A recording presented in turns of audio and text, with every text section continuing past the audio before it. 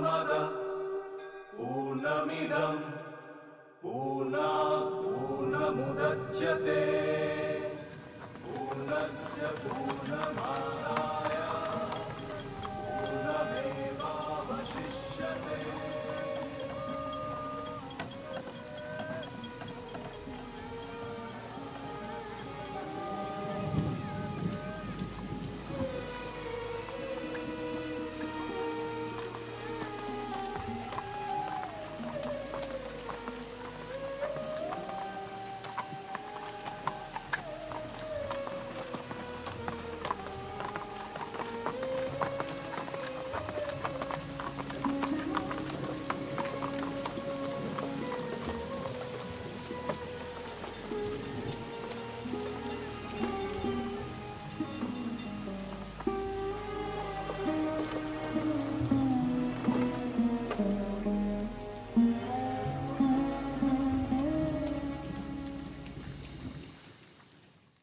ब्राह्मण समाज में सभी जानते हैं कि तुम्हारा पानू बाबू से विवाह लगभग तय है। वयस्क होने से पहले लड़की का विवाह एक अन्याय है।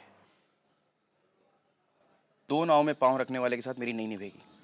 उससे मेरी नाव से पांव हटाना ही होगा। अपने घर की औरतों को अपने ही घर के कामों में व्यस्त देखना नारी जाति को पूरी तरीके से समझना नहीं है।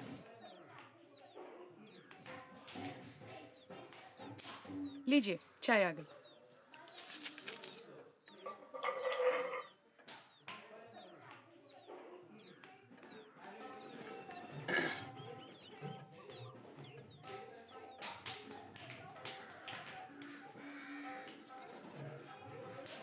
अच्छा विनय बाबू, क्या गौर मोहन बाबू असल में जात पात में विश्वास रखते हैं या इसके पीछे उनका देश प्रेम के लिए अतिरिक्त उत्साह है? क्या आप सीढ़ियों के विभाजन में विश्वास रखती हैं? वो भी तो अलग अलग सतह पर है, कोई ऊपर है तो कोई नीचे है। हाँ, पर सीढ़ियों का काम है नीचे से ऊपर ले जाना, तो अलग अलग सतह तो होंगी, लेकिन जहां जमीन समतल हो वहां सीढ़ियों का क्या काम? लेकिन जमीन समतल है कहाँ? किसी भी समाज की जिम्मेदारी होती है मनुष्य को नीचे से ऊपर की तरफ ले जाना, ताकि वो एक लक्ष्य पर पहुंच सके। अगर हमारे समाज की जमीन समतल होती तो हमें किसी व्यवस्था, किसी विभाग की जरूरत नहीं पड़ती, और हम भी यूरोपीय समाज की तरह एक दूसरे से कुछ ज्यादा पाने की होड़ में लड़ते झगड़ते रहते, मारपीट करते रहते। विनय बाबू, मैं शायद आपकी बात ठीक से समझ नहीं पा रही हूँ। क्या आपके हिसाब से हमारे समाज में जो जाति व्यवस्था है वो सफल हो पाई है? देखिए, सफलता की व्याख्या कर पाना आसान नहीं है। प्राचीन यूनानी सभ्यता की जो सफलताएं थीं, आधुनिक समाज में देखने को नहीं मिलती। अब इसका मतलब ये नहीं है कि उनकी कोई सफलता ही नहीं थी, और आज भी उनका अद्भुत चिंतन विश्व में कई रूप में मौजूद है। हमारे समाज की विशिष्ट समस्याओं के समाधान के रूप में जाति व्यवस्था का उदय हुआ है, और दुनिया की निगाह आज उसकी सफलता का इंतजार कर रही है। विनय बाबू, बुरा मत मानिएगा, लेकिन आप जो कह रहे हैं ये आपके अपने विचार हैं या गौर मोहन बाबू के विचारों को दोहरा रहे हैं आप? देखिए, अगर मैं सच कहूं तो मेरे विचार गोरा की तरह मजबूत नहीं है। जब भी मैं समाज की त्रुटियों को देखता हूं या जाति व्यवस्था का दुरुपयोग देखता हूं तो गोरा मुझसे कहता है कि बड़ी चीजों को छोटा करके देखने से ऐसा ही होता है। अब एक समूचा पेड़, उसकी टूटी टहनियां और बिखरे पत्ते, ये तीनों बहुत ही अलग अलग चीजें हैं। अगर आप बिखरे पत्ते और टूटी टहनियों से समूचे पेड़ की प्रकृति का अनुमान लगाएंगे तो फिर वो तो मूर्खता ही होगी ना। एक बात बताइए, क्या आप लोग ब्राह्मण को सच में देवतुल्य मानते हैं कि आदमी उसके पैर छुए और पवित्र हो जाए? नहीं, लेकिन कोई भी समाज अपने आदर्शों को खुद ही गढ़ता है। मनुष्य में भगवान देखना समाज की आवश्यकता है। अब जब तक राजा की समाज को जरूरत होती है वो हमेशा देवतुल्य होता है, लेकिन इसका मतलब ये नहीं है कि वो किसी से ऊपर हो गया है। लेकिन राजा को अपनी साधारणता के दायरे से बाहर आकर असाधारण बनना ही पड़ता है, अन्यथा वो अपने राज्य का कारोबार कैसे संभालेगा। अब आप देखिए कि अन्य देश नेपोलियन जैसे सेनापति, न्यूटन जैसे वैज्ञानिक और रॉथस्चाइल्ड जैसे धनपति बनाते हैं। लेकिन हमारे देश को ऐसे लोगों की जरूरत है जो निडर हों, जो लोभ से घृणा करें और दुख को जीत लें। वही सच्चे ब्राह्मण हैं और ऐसे ही अटल, शांत और मुक्त ब्राह्मणों की भारतवर्ष को आवश्यकता है। अगर हम ऐसे ब्राह्मणों का निर्माण करते हैं तभी भारतवर्ष की मुक्ति है। और अगर हम इसमें असफल हुए तो घंटा बजाने वाले और पैरों की धूल देकर अपनी जीविका चलाने वाले पाखंडियों के दबाव तले ये धरती दबी रह जाएगी। देखो, मैं भारतवर्ष को गहराई से जानने का दावा नहीं करता, लेकिन ये मेरा मानना है कि अतीत कभी लौट कर नहीं आता। जो वर्तमान है वही हमारी साधना का विषय है। पुरानी बातों को याद करने से समय बर्बाद होता है। मैं भी पहले बिल्कुल आप ही की तरह सोचा करता था, लेकिन गोरा कहता है कि बीती बातों को अतीत कहकर खारिज कर देने से उनका अस्तित्व तो नहीं मिट जाता। आज अगर कोई भी अतीत की सच्चाई को समझे और उसे अपना सके तो अतीत का खजाना आज का बहुत बड़ा हथियार बन सकता है। विनय बाबू, देखिए, जिस तरह से आपके दोस्त सोचते हैं उस ढंग से एक आम आदमी नहीं सोचता। तो फिर ऐसे में आप लोगों की राय को पूरे देश की राय मान लेने में थोड़ी झिझक होती है। हम देश की सच्चाई को खंडित करके देखते हैं, लेकिन गोरा की अद्भुत क्षमता यह है कि वो सत्य को संपूर्णता में देख सकता है। तो क्या हम उसकी दृष्टि को दोषपूर्ण मानेंगे? हमारे देश में अपने आप को परम हिंदू मानकर जो लोग घमंड करते हैं, आप गोरा को उनमें मत समझिएगा। उनके पिता कृष्णदयाल का धर्मनिष्ठ आचरण देखकर आप समझ जाएंगे कि वो कितना अलग है। गोरा हिंदू समाज के सभी रीति रिवाजों को नहीं मानता, लेकिन वो उनका अनादर भी नहीं करता। पर उन्हें देखकर तो यही लगता है कि छुआछूत के मामले में काफ़ी सतर्क होकर चलते हैं। उसकी ये सतर्कता ही तो उसकी खासियत है। अगर गोरा से पूछा जाए तो वो फौरन मान जाएगा कि वो हर रीति रिवाज को मानता है। छुआछूत, खान पान में सावधानी, सब निर्विवाद है। लेकिन मैं जानता हूं कि ये सब जोर जबरदस्ती है। उसको डर है कि अगर हिंदू धर्म के ऊपरी नियमों के बारे में कोई प्रश्न उठे तो आम व्यक्ति उसकी गहराई नहीं समझेंगे, और जो लोग हिंदू धर्म का निरादर करते हैं वो उसको अपनी जीत ही मानेंगे। इस वजह से वो मेरे सामने भी कोई ढिलाई जाहिर नहीं करते। ब्राह्मो समाज में ऐसे बहुत से हैं जो हिंदू धर्म को संपूर्णता समझे बिना उसे खारिज करते हैं। दरअसल उन्हें डर है कि उनके ऊपर हिंदू धर्म की कुप्रथाएं बर्दाश्त करने का आरोप ना लग जाए। दरअसल उनके लिए सत्य उतना ही है जितना वो जानते हैं, और ऐसे ही लोगों को कट्टरपंथी कहा जाता है। जिनका सत्य पर विश्वास है वो कभी जबरदस्ती नहीं करते।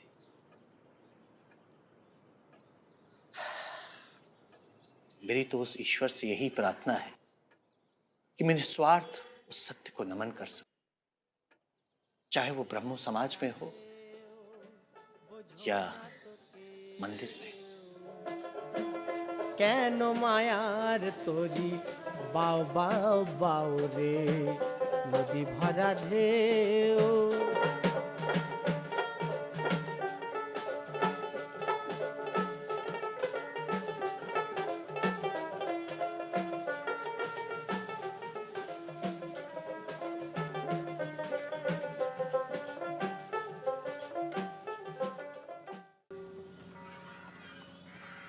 बिनोय बाबू अच्छे आदमी है ना? क्यों? क्योंकि वो हमेशा गौर बाबू की बातें करते हैं।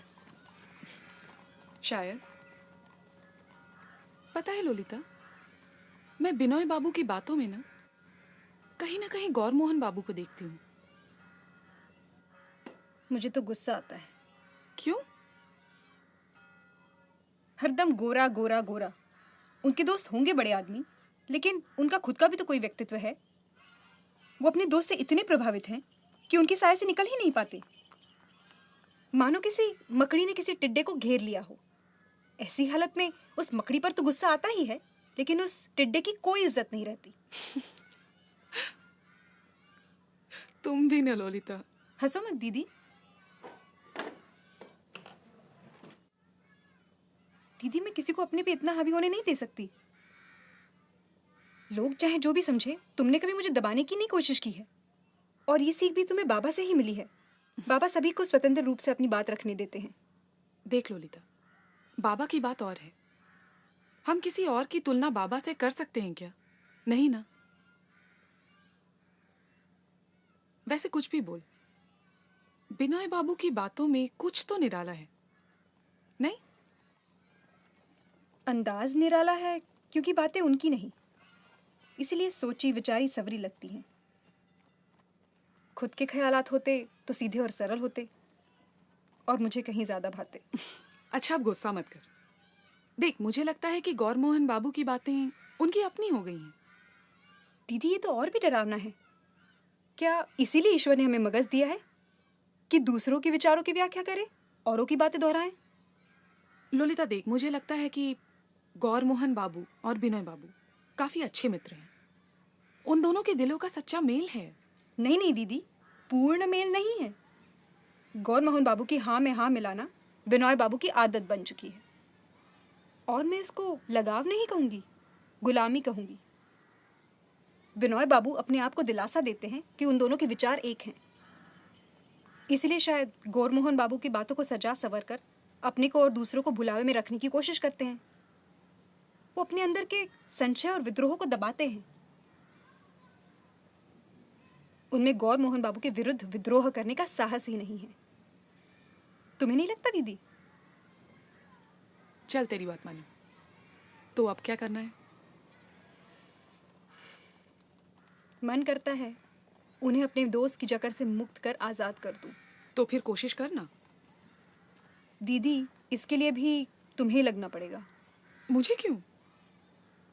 मुझे बिनोय बाबू इसलिए अच्छे लगते हैं क्योंकि उनका तुमसे बार बार मिलना ये दर्शाता है कि वो गौर मोहन बाबू की जकड़ से निकलने की तो कोशिश कर रहे हैं। कोई और होते तो हमारे समाज की लड़कियों के आचरण पर नाटक ही लिख देते, पर बिनोय बाबू का मन अभी खुला है। वो तुम्हें बहुत मानते हैं और बाबा की बड़ी इज्जत करते हैं। दीदी, हमें उन्हें अपने व्यक्तित्व को पहचानने में मदद करनी होगी। उनका गौर मोहन बाबू का भोपा बने रहना मेरे लिए असहनीय है। एक सेकेंड।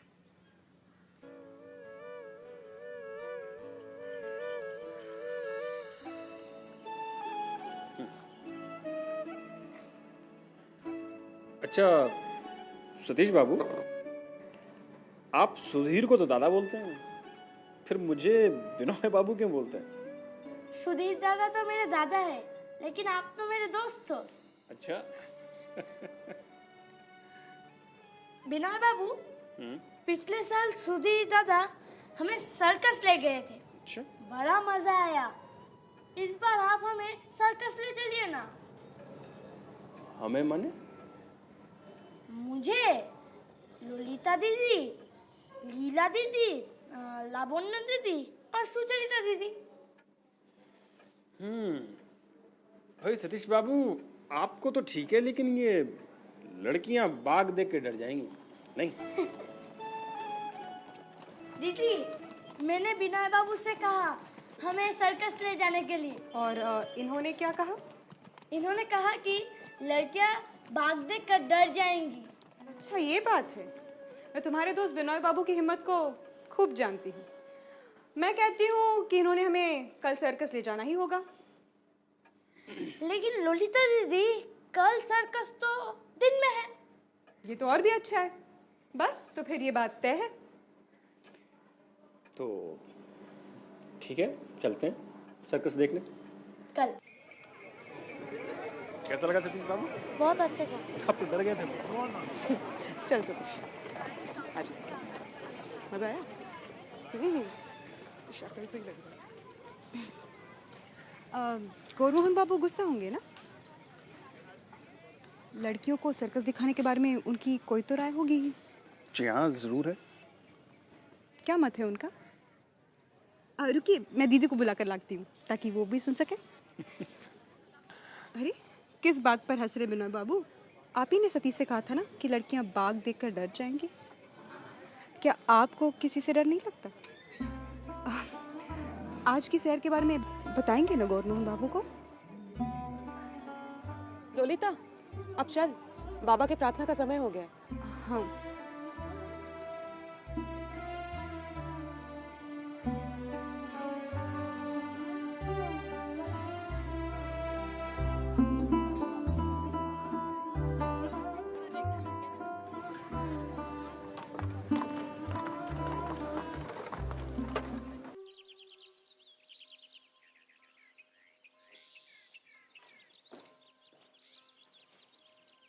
मैं सर्कस देखने गया था, परेश बाबू के परिवार को लेकर। सुना मैंने। किससे सुना? अविनाश से किसी ने कहा था। और उसने नमक मिर्च लगाकर आपको बता दिया? विनय, कैसे हो? नमस्कार। देखो, इधर तैयारी सब जोरों से चल रही है। बस तुम्हारे काका महाशय के रजामंदी का इंतजार है। तुमने वो पत्र तो उन्हें डाल दिया था ना? नहीं दादा, अभी तो नहीं लिखा। इसमें तुम्हारा कोई दोष नहीं है। ये चिट्ठी मेरे ही हाथों जानी चाहिए। उनका पूरा नाम क्या है, एक बार बताना जरा। दादा, आप इतना परेशान क्यों हो रहे हैं? आश्विन और कार्तिक माह में तो विवाह वैसे ही नहीं हो सकता। रही अग्रहायण की बात, तो बहुत पहले हमारे वंश में इस माह में कोई दुर्घटना हो गई थी, जिसकी वजह से इस माह में कोई भी शुभ कार्य नहीं किया जा सकता। देखो बिनोय, एक तो इस निकम्मे देश में शुभ दिन ढूंढे नहीं मिलते, ऊपर से अगर हर परिवार अपनी अपनी प्राइवेट पत्री खोलने लगे तो शादी ब्याह होगी कैसे? तुम लोग पढ़े लिखे लोग हो, ऐसी फालतू बातों को बढ़ावा दोगे तो इस देश में कोई भी शुभ कार्य संपन्न नहीं हो पाएगा। तो बहादुर आश्विन ने क्या गलती की है, उसे ही मत मानिए। अरे मानता कौन है? मेरी चले तो मैं कुछ भी ना मानूं, लेकिन भैया समाज भी तो कोई चीज है ना। ये तिथि नक्षत्र, बृहस्पति, शनि और भाद्र अश्विन, इसका डर देश के कोने कोने में फैला हुआ है। मलेरिया की तरह डर भी इस देश में एक व्यापक बीमारी है। थोड़ा बहुत डर तो मुझे भी लगेगा ना भाई। और हमारे घर में अग्रहायण का डर है। कम से कम काकी माँ तो कभी राजी नहीं होगी। बिनोय, जब तुमने दादा को एक बार वचन दे ही दिया है तो फिर उन्हें दुविधा में डाल के परेशान क्यों कर रहे हो? मैंने वचन दिया था या जबरदस्ती लिया गया था? किसने लिया? तुमने लिया। और किसने लिया?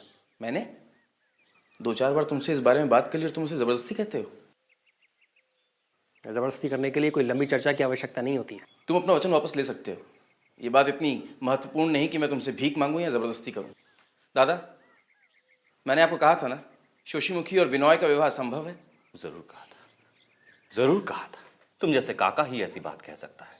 कोई और होता ना तो अपनी भतीजी की शादी की प्रस्ताव पर खुशी होता। फिर क्यों आपने मुझसे बिनोय से अनुरोध करने के लिए कहा? अरे भाई, रिश्ता पक्का करवाने के लिए, और क्या वजह हो सकती है? देखिए, शादी करवाना मेरा काम नहीं, मेरा समय बहुत मूल्यवान है।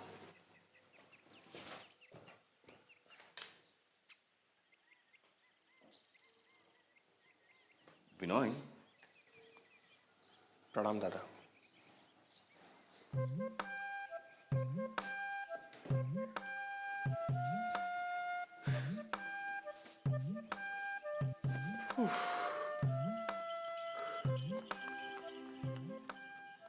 आप जरा मेरे साथ आइए ना बिनोय बाबू। चलो। लीला, कहाँ ले जा रही हो इन्हें? सर्कस? धत दीदी, सर्कस आज कहाँ? बिनोय बाबू इतना अच्छा ड्राइंग करते हैं, मेरे रुमाल के किनारे पर डिजाइन बनाएंगे, इसलिए लेकर जा रही थी। आइए ना बिनोय बाबू। लीला, तुम चलो, मैं आता हूँ। ठीक है।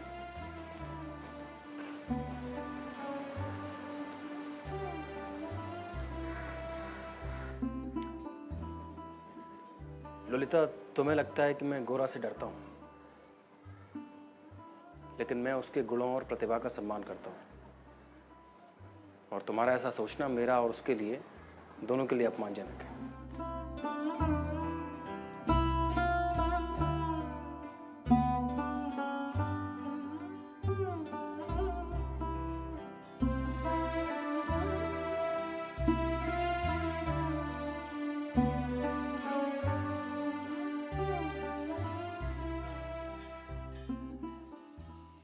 माँ, दोपहर को विनय आया था। उसने तो हद कर दी। कह रहा था कि शोशी के साथ उसका ब्याह हम लोग जोर जबरदस्ती।